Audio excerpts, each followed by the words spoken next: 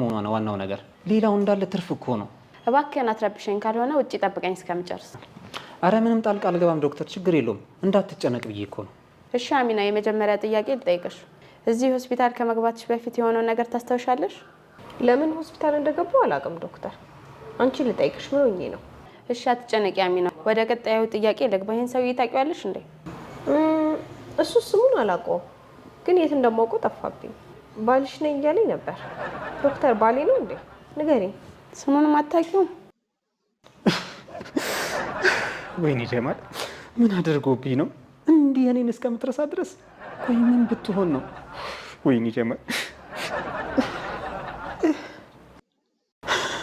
ስሙ ጀማል ነው እንዴ ዶክተር? በቃ ሁኔታዎችን ተረድቻለሁ። እረፍት አድርጊ በደንብ እሺ?